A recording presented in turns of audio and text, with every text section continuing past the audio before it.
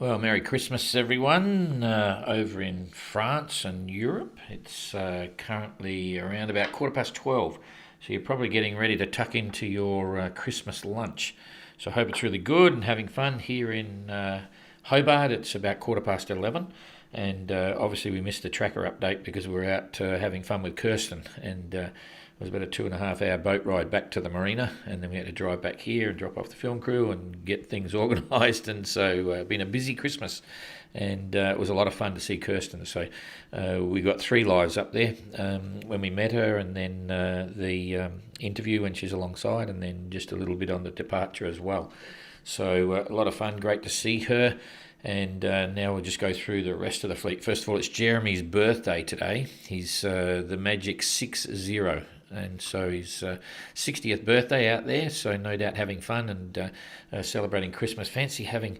My birthday's on January the 5th, but my brother's birthday was on 28th of December, and he used to hate it because you'd get two presents at once, Christmas present, birthday present. So imagine growing up having your birthday on Christmas. Wow. Anyway, long story. Anyway, I hope you have a good one, Jeremy. And right at the moment, a couple of fun things happening before we get into it. If I blow it up here, Sir Robert Knox-Johnson's feeling very sympathetic towards Elliot here. This is Elliot right there doing 1.7 knots in the middle of the low, and he came down to say good day to Sir Robin, or Sir Robin came across to say good day to him. So he's still in the hunt for the gate because Sir Robin is the back marker there. So you got to stay in front of that to get to the gate on time. Anyway, the latest news we had as an idea for Elliot was that Josh, his manager, and others were looking at redesigning and having built a new bowsprit that could be fitted to his boat really quickly. And that might mean stopping in Albany rather than Fremantle. Who knows what? It's got a long way to go yet before he gets there, but it could be a pit stop. A quick pit stop going to Chichester class and then see what happens, but who knows. He'll be happy to keep going at the moment. Not much wind, so just drifting around, feeling a little bit frustrated. So just coming back to Guy, our absolute backmarker, coming out of Cape Town, way over here. Probably a bit too big, but he's got a reasonable breeze at the moment. Just doing 5.5 knots, heading in the right direction, got a bit of wind down below him, and he's probably getting close to the first interaction with the current, and that might be the sudden blip in his course there. If you look at that, let's have a look here. Yes, just crossed over, so you can see, I'll blow it up a bit more so you can see when he was sailing along quite nicely over this way. As soon as he hit the current, down here, and he's just come out now, so he probably might have an indication. But so that's a northeasterly going current, quite strong, maybe up to 3 knots, and he's got a wind wave. Fortunately, it's relatively light winds, going directly against the current, and that's when they stand up. So I haven't had a chance to see his tweets yet. He might have already mentioned it. But that's always. Unfortunately, it's just a light wind. If it was a strong wind, it would have been very uncomfortable to say the least. So let's just drop this back a little bit more, and we'll see if we can do a weather pass for the next few days for both Guy and Elliot, just to see what's going to happen here. I hit that one there, and then I'll just toggle it through. And we'll see that big pressure system, the low's gone underneath Guy, and the one that's affecting Elliot moves away, so the wind goes northerly, and he'll be able to come around with that and sail in a easterly direction, which is good. Guy's going to have a few more frustrations down there, but it's relatively light weather. This is now into the 27th, so a couple of days ahead. So no real surprises. Elliot will be happy to get moving again, and I think Guy's got enough consistency there to keep him happy as well. So all is good there.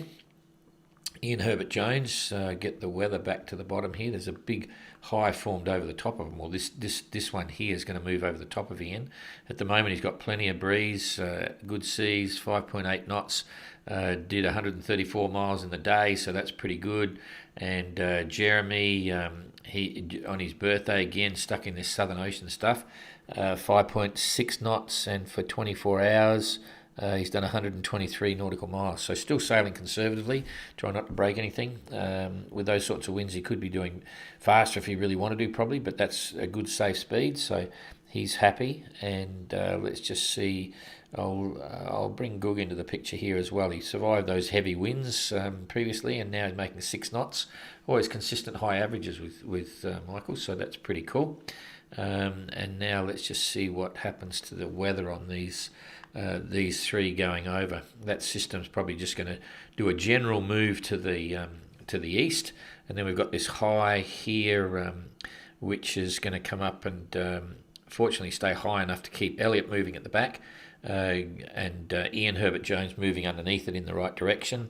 Goog's got another front coming through, and Jeremy just is swinging from a strong southwesterly back into a nice comfortable westerly, and then this bundle here is going over the top of Goog as well.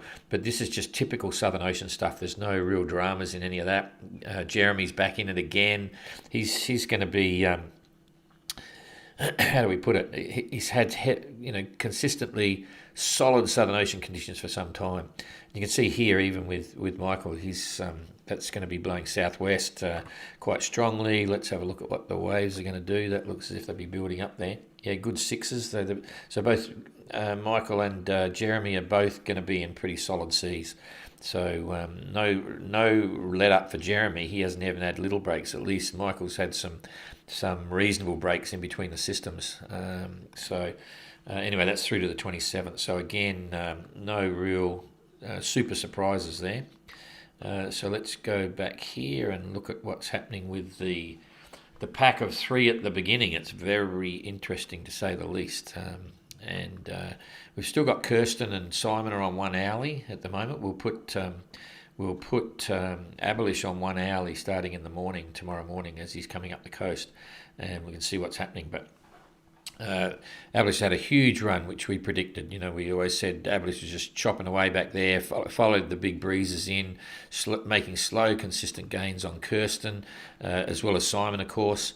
So let's just talk about Simon first. He's parked right now. He made a pretty good exit, but right now he's only doing 0.6 of a knot. He didn't go anywhere for the previous 4 hours, so just caught in his own little hole. In fact, it's kind of... I'm going to make this smaller, actually, because it's kind of interesting to try and show you what's going on here. I'll get rid of this one. You've got a little low pressure system forming there, and you've got a big system over here sort of thing in the Tasman, which is causing some confusion, and there's a big heat wave going on at the moment. So for the next couple of days it's going to be a little bit confused, and then it's going to blow very hard from the north. But anyway, Abelish has managed to take this ride all the way across here and get right underneath the tip of Tasmania, which has been a big plus. And you'll see it's all about to change, but he's still going to be pretty lucky here by the look of it. I'll go one more. Okay. So, Abelish currently doing 5.9. The previous 4 hours he was doing 7.2, so he's still been closing rapidly. Kirsten's come in and done the gate and getting out very slowly. It's a hard ride for her because there's not much wind in there. But let's just talk about Abelish first. So effectively, if we just bring that forward, what you're going to see is for the next 4 hours, he's going to do okay. As 2, 3, 4, there's 4 hours, and by then he will have done about 20 odd miles, and he'll be in this zone right here, and he's going to park. So if this is correct, he'll park for about 7 hours. It's going to be basically sitting in a hole there, and this is going to go through for about 7 hours. Okay, so he'll go very slow for those 7 hours, virtually nowhere. Might only be doing 1 or 1.5 knots for the 7 hours, so 10 miles or something. And then when that's over, he's going to be pretty lucky to a degree, because it's going to be an easterly come in here. So he may have a bit of windward work, but once and he'll probably just make it across here going to windward. The sea will die down, and then from there, going up for the next about 5 hours, he's going to get a pretty good easterly, which means he can sail with the wind on the beam here all the way up into Kingston, which is perfect. So it's on the beam on the way in, and if he gets out quick enough, he'll be on the beam on the way out, and he can head down. So that we'll wait and see. But my projection is there that it's looking like, with that 6 or 7 hours of going slow, and then a little bit of windward work to get to this this westerly, he should be arriving sort of 4 or 5 o'clock tomorrow afternoon local time. That's my gut feeling. So it'll be a tomorrow, an afternoon arrival for Abelish, and that'll put him timeline wise a little bit less than 24 hours behind Kirsten. Okay, so then we got to wait and see what happens, because then if I blow this up now, in fact, I'll just take it because I'm using all the final weather. This is actually windy once again. This is the official windy website situation. And I can bring you back to now just to reinforce what I'm saying. This is what I use to predict what's happening here. You can see Abelish was down here. He's got the breeze. This is right now, 11 o'clock now. And if I toggle that through, 11, 12, 1, 2, 3, so there's about 4 hours, and that's about where he'll be at that point. And it's a big hole forming here. 2, 3, 4, 5, 6, 7. So about 7 hours in, he's gone very little distance. He'll be somewhere in here. But then you've got this easterly forming, and he'll hook up to it. 1, 2, 3, and you can see it's forming quite well there now. It's perfect. It's on the quarter, so you'll just come starting up here. That's 3, 4, 5. So this is 3 o'clock in the afternoon, tomorrow afternoon, and he's been able to sail up in, right up here. The Kingston Gate is about there. Okay, so it's 4 o'clock. There's 5 o'clock. He's still got a breeze. Kirsten had an absolute sea breeze, and I don't think you're going to get the same strength tomorrow, because this is more a system rather than a sea breeze. So then it's not likely to fade away at 8 o'clock, but it's getting very low. This is about 7 knots, but it's in the right direction. When Kirsten came out, she still had headwinds here, so it's very hard for her to get out. But Abelish could be lucky. This is at 7 o'clock. If he gets there 5 and gets out at 7, he'll probably sail straight out. And then if we look at the big picture, here, the smartest thing he'll do is keep reaching and just get down south, start to get down, because there's a big system starting here. Or when I say big system, it's it's virtually a high. It's a high going to form. It'll be a. Hang on, I've got to come out here to the big picture, and you'll see it's a bit of a mess, but it's this big high here that's creating it, and there's a little blip there. So he's got to get down. There's no point in going this way, because Simon's going to have headwinds now. You'll see if we go back to Simon, where are we? So that's Abelish's story. 5 o'clock tomorrow afternoon. He's going to get a good ride up and probably a reasonable exit, but he's going to sit tight for about 6 hours during the night tonight. So here's what's going on. We better talk about Kirsten first, and then I'll talk about Simon. So you can see it was a great arrival, but if you look at this, she's been struggling to get out, and she's only just now starting to get out into the first parts of Storm Bay. So she left here about 7-ish, and it's been hard for her to get to. She was short tacking and so on. So she's only made, effectively, from the line there, she's only made about 8 miles. Maybe she's been tacking, but real gain is only about 8 miles from Kingston, and that's been 7, 8, 9, 10, 11, nearly 4 hours. Nearly 4 hours, she made 8 miles. So she's struggling to get out, but making reasonable ground now. And then if we look at Simon's come back to the weather real time now. You can see he's in this hole, and he's going to sit there for another few hours yet by the look of it. Just going on the weather there. It was 4 hours before. That's another 4 hours, so 8 hours he's been sitting there. And it's on the opposite side for what he wants. It's on this side. He's got to cross through it, and he can't. So it looks like he might be stuck there for some time. And Kirsten's going to come out, and I'll come back now to Windy. It's getting a bit complicated, but it's Christmas Day, so you shouldn't be working. And if you want to watch, you can carry on. If not, not a problem. So this is a little bit more accurate for real-time weather. I'll just bring it back. So this is the weather now. Here's this hole that the hole that Simon's trapped in over here, and you can see he's on this side of that hole.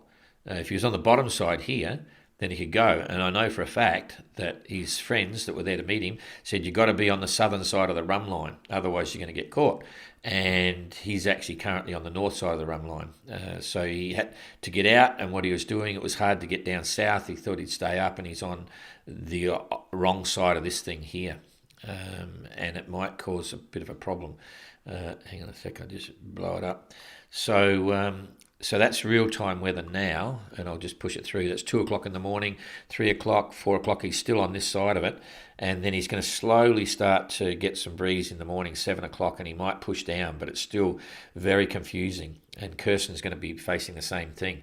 She'll be coming down into this in the morning, so it's very, very strange, very confusing weather. And then ultimately he'll set into an easterly, which is headwind. So when it's blowing this way, the only thing you can do is keep heading southeast. So it's still going to be a bit of a mishmash for a few days, and the big thing to watch will be Aberlich tomorrow, and I think it's 5 o'clock, 5 o'clock-ish in the afternoon once again.